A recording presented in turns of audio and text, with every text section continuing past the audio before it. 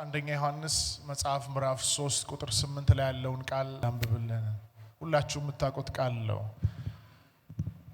ኃጢአትን የሚያደርግ ከዲያብሎስ ነው፣ ዲያብሎስም ከመጀመሪያው ኃጢአትን ያደርጋልና። እሺ ዲያብሎስን ስለዚህ የዲያብሎስን ሥራ እንዲያፈርስ የእግዚአብሔር ልጅ ተገለጠ። ሃሌሉያ። ስለዚህ የዲያብሎስን ሥራ እንዲያፈርስ የእግዚአብሔር ልጅ ምን አለ? ተገለጠ። መጽሐፉ ይገለጣል አይደለም ያለው፣ ተገለጠ። ኦሬዲ ኢየሱስ ክርስቶስ በቀራንዮ መስቀል ላይ ደሙን ሲያፈስ ለሰው ልጆች መስዋዕት ሲሆን የዲያብሎስን ሥራ ለማፍረስ ተገልጧል። የዲያብሎስንም ሥራ አፍርሶታል። አሜን። አንድ አማኝ ካለ ጮሆ አሜን ይበል። አሜን። ሃሌሉያ። አሜን። እንግዲህ ብዙ ጊዜ ተስናገር ሰምታችሁኝ ከሆነ እዚህ ቃል ላይ ስታነቡ የዲያብሎስን ሥራ እንዲያፈርስ የእግዚአብሔር ልጅ ተገለጠ ይላል። የዲያብሎስ ሥራ ምንድነው? ጠይቃችሁ የምታውቁ ሰዎች ልትኖሩ ትችላላችሁ። እንግዲህ ዲያብሎስና ሥራው ይለያያል። እውነት ውሸት? ዲያብሎስና ሥራው ምን ይላል? ይለያያል። እንግዲህ አንድ ሰው በዚህ መሃል አስነስቸው ብጠይቀው አንተ ማን ነህ ብለው ስሙን ይነግረኛል። ስራህ ምንድነው ብለው ወይ ኢንጂነር ነኝ ይላል፣ ወይ ዶክተር ነኝ፣ ወይ ቀን ሰራተኛ ነኝ ይላል፣ ወይ ደግሞ መንግስት መስሪያ ቤት ነው የምሰራው ይላል። ስራውና ፐርሰናሊቲው ራሱ የተለያዩ ናቸው። ስራው በየቀኑ የሚያደርገው በየቀኑ በመድር ላይ ሲኖር የሚያስፈጽመው ወይ ተቀጥሮ ይሁን የራሱን ስራ እየሰራ በየቀኑ የሚተጋበት ነገር ነው። ልክ እንደዚሁ ደግሞ ዲያብሎስ ፐርሰኑ ያ የተጣለው መልአክ ሲሆን ስራው ደግሞ ጌታችን ኢየሱስ ክርስቶስ ዮሐንስ ወንጌል መጽሐፍ ምዕራፍ 10 ቁጥር 10 ላይ ተናግሮታል። ሌባው አለ ሊሰርቅ ሊያርድ ሊያጠፋ እንጂ ለሌላ ለምንም አይመጣም አለ። የሰይጣን ስራ ወይም ሌባው ብሎ ጌታችን የተናገረው የዲያብሎስ ስራ መስረቅ፣ ማጥፋት፣ ማረር ነው። ዛሬ ይሄን ስነግራችሁ ዲያብሎስን ትልቅ አድርጋችሁ እንድታዩ አይደለም፣ ስራውን እንድታውቁ ነው። ሁሉ ጊዜ በመድራችሁ በስራችሁ አካባቢ በቤተሰባችሁ አካባቢ በመትኖሩበት በመትገቡበት በመትወጡበት ቦታ የምታዩትን ከሰው የሆነውን ስራና ከሰይጣን ደግሞ ከጨለማው ዓለም የሆነውን ስራ ልክ እንደ እግዚአብሔር ቃል መለየት አለባችሁ። አንዳንድ ሰው ዲያብሎስ በሰራው ስራ ባበላሸው ነገር ላይ ነገሩን ለመፍታት በምድራዊው መንገድ ይሄዳል። በመንፈስ ዓለም የተሰራ ወይንም በመንፈስ ዓለም የተበላሸ ነገር በመንፈስ ዓለም የተቋጠረ የታሰረ ነገር በምድራዊው ነገር ሊፈታ አይችልም። በመንፈስ ዓለም አንድ ሰው በበሽታ ታስሮ በጨለማው ዓለም ከሰይጣን በመጣ የጨለማ ስራ ታስሮ ከሆነ በምድር የትኛውንም ገንዘብ ቢያወጣ ከዛ ህመምና ከዛ በሽታ ነፃ ሊወጣ አይችልም። በመንፈስ ስለታሰረ ሊፈታ የሚችለው በመንፈስ ነው። ከኔ ጋር ናችሁ? መጽሐፍ ብርሃን በጨለማ ላይ ይበራል ጨለማም አላሸነፈውም ይላል። በዚህ ምድር ላይ ሁለት መንግስት ነው ያለው። ሁለት ብቻ። አንደኛው የብርሃን መንግስት ነው፣ ሁለተኛው ደግሞ የጨለማው መንግስት ነው። እኛ ከብርሃኑ መንግስት ነን። በመንገባበት ቦታ ሁሉ የጨለማን መንግስት እናፈርሳለን። አንድ አማኝ ካለ ጮሆ አሜን ይበል። እስቲ እኔ የብርሃን ልጅ ነኝ በሎ። እኔ የዓለም ብርሃን ነኝ በሎ። በመገባበት ቦታ ሁሉ የጨለማን መንግስት አፈርሳለሁ በሉ። አንድ አማኝ ካለ ጮሆ አሜን ይበል። ዛሬ በዘመናችሁ በስራችሁ በምድራችሁ በአገልግሎታችሁ ላይ እያንዣበበ የሚሰራ የጨለማ ስራ ካለ በጌታ በኢየሱስ ስም ታፈርሱታላችሁ። በጌታ በኢየሱስ ስም ታፈርሱታላችሁ። እስቲ በኢየሱስ ስም አፈርሳለሁ በሉ። ተናገሩ እስቲ። የጨለማን ስራ ምን ትላላችሁ? ታፈርሻለሽ በኢየሱስ ስም። አሁን ሁለቱም ቦታ ያነበበላችሁ የእግዚአብሔር ቃል በሉቃስ ወንጌል መጽሐፍ ምዕራፍ 13 ላይ ስታዩ የድካም መንፈስ ያደረባት ሴት ነበረች ይላል። የድካም መንፈስ ለመንፈሳዊ ሰው በርቶ ተገልጦ ጌታችን ስላየው ከጌታችን ጋር እንግዲህ የነበረው ሉቃስ ነገሩን ስለተረዳ የበሽታው ሶርስ ከጨለማው ዓለም ስለነበረ የድካም መንፈስ ብሎ ጻፈው እንጂ በዘመኑ የነበሩ ሐኪሞችና ዶክተሮች ስጋዊ ሰዎች ቢጽፉት እቺ ሴት ጎባጣ ሴት በጎባጣነት በሽታ እየተሰቃየች ያለች ሴት ናት ብሎ ነው የሚጽፉት። ሰውም ያያት በሙክራብ መሃል ለ18 ዓመት ሙሉ ነው እቺ ሴት በዛ በሽታ የታሰረችው። ሰው ሲመለከታት ያቺን ሴት ጎባጣ ይላታል። ነገር ግን መንፈስ ዓለም ሲያት ጌታችን ሲያት የሰይጣን እስራት ወይንም የድካም መንፈስ አለባት ይላል። አያችሁ በዚህ ምድር ላይ ስንኖር አንድ ነገር ሊገባን ይገባል። እኛ ሰው እንደሚያየው አይደለም የምናየው። ምንም እንኳን እዚህ ምድር ላይ ብንኖር እንኳን የዚህ ምድር ላይ ምንኖር እቺ ምድር የኛ የሆነን ሰዎች አይደለንም። በሰማይ ቤት የተዘጋጀልን አምላክ ያለን የምናመልከው መንግስት ያለን ክብር ለኢየሱስ ይሁን የምንኖርበት ዓለም ያለን ሰዎች ነን። ምድር እንደሚያይ አናይም። ሰው እንደሚያወራ አናወራም። ሰው እንደሚመላለስ አንመላለስም። አማኞች ስለሆነን ማለት ነው። አንድ አማኝ ካለ ጮሆ አሜን ይበል። ብዙ አማኝ ግን በዚህ ዘመን ላይ የዲያብሎስን ስራ የዲያብሎስን ሐሳብ የዲያብሎስን እቅድ ስቶታል። ስቶት እንደ ኖርማል አጋጣሚ እንደ ኖርማል ክስተት ይመለከታል። ስለዚህ ምድሪቱ ላይ የሆነ በሽታ ሲለቀቅ እንደዚህ አይነት ነገር መጣ፣ ከየት መጣ፣ ምንጩ ከየት ነው ብሎ ያንን ነገር ኢንቨስቲጌትም አያደርግም። በኢየሱስ ስም ልክ እንደ ቃሉ የምትኖሩበትና እንደ ቃሉ የምታዩበት አይኖቻችሁ በኢየሱስ ስም ይከፈቱ። አያችሁ ሉቃስ 13 ላይ እቺ ሴት በምኩራብ ለ18 ዓመት ሙሉ ነበረች። እንግዲህ እቺን ሴት ጌታችን ያገለገለው በአገልግሎቱ ጅማሬ ኢየሱስ 30 ዓመቱ ላይ ነው አገልግሎቱን የጀመረውና ያገለገለው አይደል? ለ18 ዓመት ሙሉ በዛ መንፈስ ቁጥጥር ውስጥ ነው እየኖረች የነበረችው። የሚገርማቸው አንድ ቀን ግን ኢየሱስ ወደ ምኩራብ ሊያስተምር ሲገባ እሷም እንደ ኖርማል ቀን ቃሉን ለመስማት በተቀመጠችበት ቦታ አያት ይላል። ባያት ጊዜ ጠራት ይላል። በጣም ይገርመኛል። አያት፣ ከዛስ ባያት ጊዜ ጠራት። ሃሌሉያ። እንዴት ነሽ ሰላም ነሽ ብሎ ብቻ ሊያልፍ አይደለም። የችግሯን መሰረት በማይታየው ዓለም ላይ የያዛትን እስራት ኢየሱስ ሊበጥስላት ነው የጠራት። ዛሬ አንዳንዶቻችሁ እዚህ ቤት ጌታ የጠራችሁ ሰዎች አላችሁ። ከዚህ ቤት ሳትወጡ እግዚአብሔር ነገራችሁን ይፈታዋል። ይፈታዋል፣ ይፈታዋል፣ ይፈታዋል፣ ይፈታዋል በኢየሱስ ስም። ባያት ጊዜ ጠራት። ከዛስ ቀኝ እጁን ጫነባት። ወዲያውኑ ቀጥ ብላ ቆመች ይላል። immediately she stand straight። ወዲያውኑ ቀጥ ብላ ቆመች፣ ማመስገን ጀመረች። 18 ዓመት ሙሉ የድካም መንፈስ የነበረባት ሴት ዋው! ዛሬ አንዳንዶቻችሁ 10 20 30 1 ዓመትም ይሆን በሰከንድ ውስጥ ጌታ ያንን የጨለማ ስራ የበሽታ አሰራር ከመንገዳችሁ ላይ ያነሳዋል፣ ያነሳዋል፣ ያነሳዋል። ከዚህ ድካም መንፈስ በሰከንድ ውስጥ ተፈታች። አያችሁ፣ ማንም አላየላትም ችግሯን፣ ማንም አልተመለከተላትም። ልክ እንደዛች 12 ዓመት ሙሉ ደም እንደሚፈሳት ሴት ምናልባት ዶክተሮች ጋር ብትሄድ ሐኪሞች ጋር ብትሄድ ገንዘቧን በትና ትጨርሳለች እንጂ ልትፈታ አትችልም። መንፈስ ዓለም ላይ ነው የታሰረችው። ኢየሱስ መልሶ ሲናገር ሉቃስ የተናገረውን ሉቃስም ኢየሱስ ያንን መንፈስ ገስጾ ከላይዋ ላይ ሲያባርድ ስለተመለከተ ነው የድካም መንፈስ ብሎ ይጻፈልን። ዝቅ ብሎ ጌታችን ስታዩ የምኩራብ አለቃዎች ክርክር አነሱ፣ ተከራከሩና እንዴት 6 ቀን ልትፈውስበት የሚገባ ቀናቶች እያሉ እንዴት በሰንበት ቀን ትፈውሳለህ አሉት። እንዴት በዚህ በሰባተኛው ቀን ትፈውሳለህ? የሚገርማችሁ ኢየሱስ አንድ ምሳሌ ነገራቸውና ዋናውን ሐሳብ ልንገራችሁ። እቺ ሴት የአብርሃም ልጅ ሆና ከሰይጣን እስራት ልትፈታ አይገባትምን አለ። የአብርሃም ልጅ ሆና ከሰይጣን እስራት። ሰው ሲመለከት ምን እያለ ነው? እሷን በሽታ ይላል።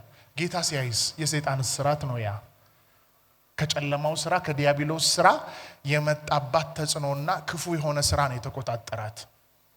አያችሁ፣ አንዳንዶች በሽታ ብላችሁ የተቀበላችሁት ነገር ሶርሱ ከጨለማው ዓለም የመጣ ነው። ዝም ብሎ እናንተ ሰውነት ውስጥ የተፈጠረ ነገር አይደለም።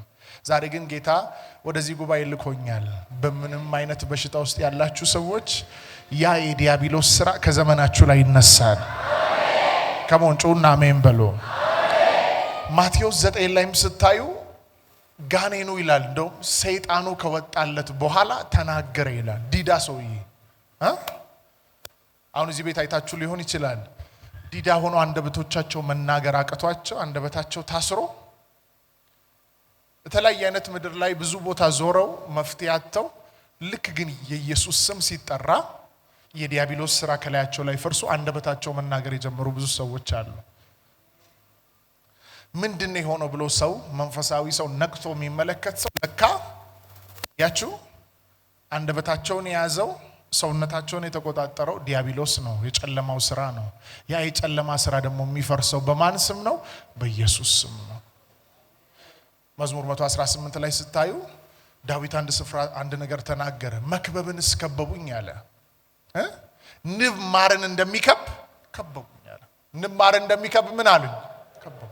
ከዛስ በአምላኬ ስም አሸነፍኳቸው። ይሄን ቃል እንደቀላል እንዳታዩት። ዳዊት እኮ ታውቃላችሁ የበግረኛ እያለ እንኳን የበግረኛ እያለ ማለት ነው ሳኦል በክፉ መንፈስ ሲጨነቅ ያረኛ ይጠራ በገናም ይደረድር ተብሎ በገና ሲደረድር እሱ ያምላኩን ስም ሲጠራ ከሳኦል ላይ ክፉ መንፈስ ለቆት ይሄድ ነበር። አያችሁ ዳዊትም በህይወት ዘመኑ ላይ እግዚአብሔር በሰጠው ምዕራፍ ላይ እየተጓዘ ከበቡት። እነዚህ የጨለማው ዓለም ስራ እንደሆነ ነው የሚያሳየው። ያ የጨለማው ስራ ከበውት ባለበት ቦታ ምን አለ? በአምላኬ ስም አሸነፍኳቸው አለ። አንዳንዶቻችሁ የምታልፉበት ሲዝን አሁን ከባድ ሲዝን ውስጥ እያሳለፋችሁ ያላችሁ አላችሁ። በጤናችሁ፣ በስራችሁ፣ በፋይናንሳችሁ በተለያየ አይነት አቅጣጫ በከባድ ሲዝን ውስጥ እያለፋችሁ ያላችሁ ከዛ ሲዝን የሚያወጣችሁ የከበባችሁን ከበባ የሚበት ነው የጌታ ኢየሱስ ክርስቶስ ስም ነው። ይህን ስም ዛሬ በዚህ ጉባኤ ላይ እንጠራለን። ያ ከበባ ሁሉ ከዙሪያችሁ ይበተናል። እስቲ አንድ ሰው ጮሆ ኢየሱስ ይበል። ጌታ ሲናገር በጣም ደስ ይለኛል። በስሜ አጋንንትን ታስወጣላችኋል። ጌታ ይህን ሲናገር ከሰው ውስጥ እየጮኸ አጋንንት የሚወጣበትን ምዕራፍ ብቻ አይደለም። በሽታ ሆኖ የተቀመጠ አጋንንት፣ ድህነት ሆኖ የተቀመጠ አጋንንት፣ ጭንገፋ ሆኖ የተቀመጠ አጋንንት፣ የሰውን በረከት የሚበላ አጋንንት፣ ያንን ሁሉ ምን ትላላችሁ ብሎ ታስወጣላችሁ።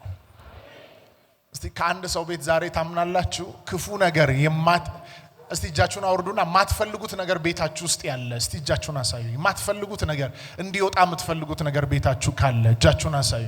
ጤናችሁ ላይ ማትፈልጉት ነገር ከተቀመጠ እንዲወጣ የምትፈልጉት ነገር እጃችሁን አሳዩ።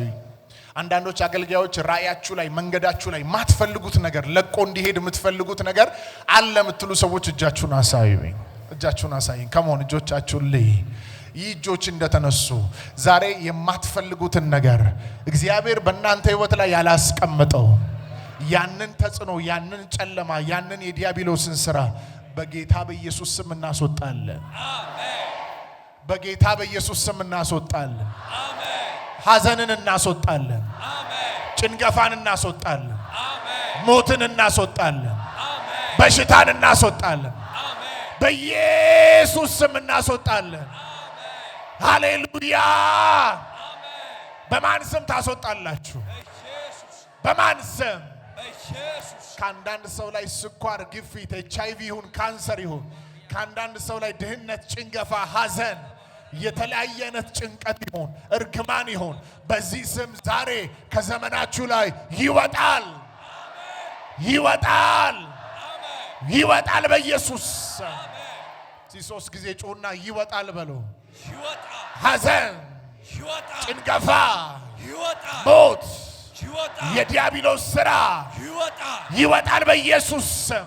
አሜን። ይወጣል በኢየሱስ ስም። አሜን።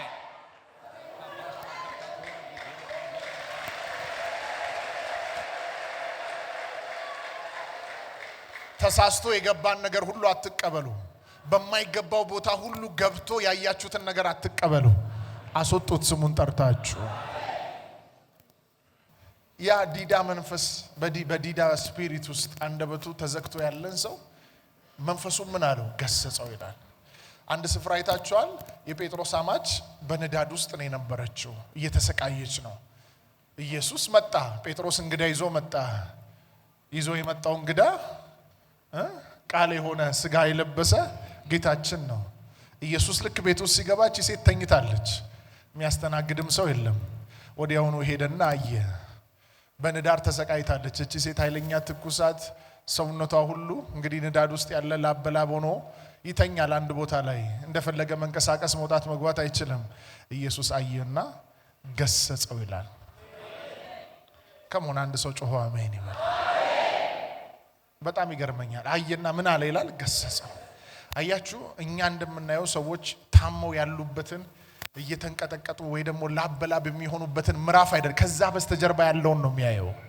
አማኝ በእምነት አይኖቹ ያንን ነው ማየት ያለበት። ከበሽታው ጀርባ ከችግሩ ጀርባ ስትገስጹት ያንን ነገር እያያችሁ እንደገና ከችግሩ ጀርባ የሆነ ነገር አለ ብላችሁ አምናችሁ ነው ልትገስጹ የሚገባው። ባታዩት እንኳን ከነገሮች ጀርባ ያለ ምንጭ እንዳለ ያለ ሶርስ እንዳለ ሊገባችሁ ይገባል። አንዳንድ ጊዜ ታውቃላችሁ የሚከፍትላችሁ በር ሁሉ የተከፈተው በር ማን ነው የከፈተው ብላችሁ መጀመሪያ ይሄን በር ጌታዬ ነው የከፈተው አመስግኑና ግቡ። ከመልካምም ከክፉም ነገር ጀርባ ያለ ምንጭ አለ፣ ሶርስ አለ። የመልካም ነገር ሁሉ አባት እግዚአብሔር ነው። የክፋት ሁሉ ምንጭ ዲያብሎስ ነው።